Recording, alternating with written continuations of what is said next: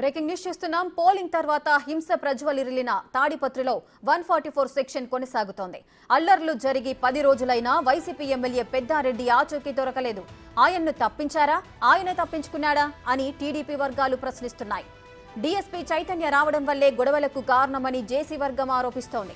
కింది స్థాయి సిబ్బందిపై కాకుండా ఉన్నతాధికారులపైన చర్యలు తీసుకోవాలని డిమాండ్ చేస్తున్నారు. అల్లర్లను పసిగట్టడంలో ఫెయిల్ అయ్యారంటూ 3 స్పెషల్ బ్రాంచ్ సిబ్బందిపై బదిలీ వేటు పడింది. ఒక హెడ్ కానిస్టేబుల్ పై క్రమశిక్షణా చర్యలు తీసుకున్నారు. జిల్లాకు కొత్త ఎస్పీ వచ్చినా అల్లర్ల కేసు ముందుకు సాగడం లేదనే విమర్శలొస్తున్నాయి.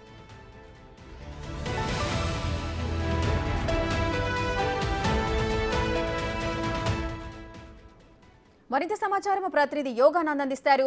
యోగానంద్, అల్లర్లు జరిగి 10 రోజులైనా కూడా వైసీపీ ఎమ్మెల్యే పెద్దారెడ్డి ఆచూకీ అయితే కనిపించట్లేదు. అదేవిధంగా కింది స్థాయి అధికారులను మాత్రమే తనిఖీలు చేస్తూ కూడా వారిపైన చర్యలు తీసుకుంటున్నారు. పై స్థాయి అధికారులపైన కూడా చర్యలు తీసుకోవాలంటూ కూడా టీడీపీ అయితే వర్షన్ వినిపిస్తోంది. అసలు ఏం జరిగింది, ఓవరాల్ గా అప్డేట్స్ ఏంటి?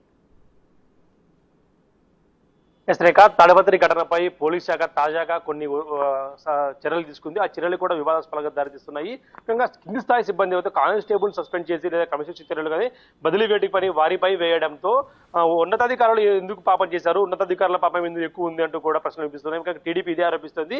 దీనికంతా కారణం ఏమంటే ఒక సిఐ ఎవరైతే ఉన్నారో స్పెషల్ బ్రాంచ్ లో దాదాపు కొన్ని ఏళ్ల తరబడి సీఐ అక్కడే మకాం వేసి ఉన్నాడు. ఆ సీఐ పట్టించుకోలేదు.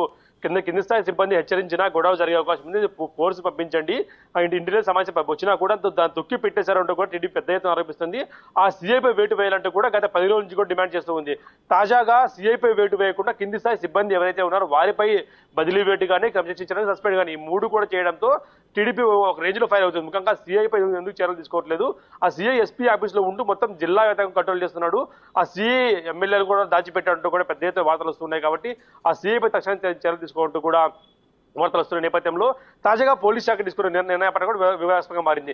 జిల్లా కొత్త బాస్ వచ్చినా కూడా ఇంతవరకు కూడా ఒక అడుగు ముందరకు పడకపోవడం, జేసీని అరెస్ట్ చేయకపోవడం, లేదా పెద్దారెడ్డి ఎక్కడుందో ఆచూకీ కూడా తెలియకపోవడం, ఇవన్నీ చర్యలు చూసినా కూడా కొత్త బాస్ వచ్చినా కూడా ఏమాత్రం కూడా తాడిపత్రి ఘటనలో చర్యలు తీసుకోలేదంటే కూడా పెద్ద ఎత్తున విమర్శలు వ్యక్తమవుతూ ఉన్నాయి. ముఖ్యంగా తాజాగా పోలీసు ఎదురు కనిపిస్తున్నట్టు కూడా మరో కొన్ని వార్తలు లభిస్తున్నాయి.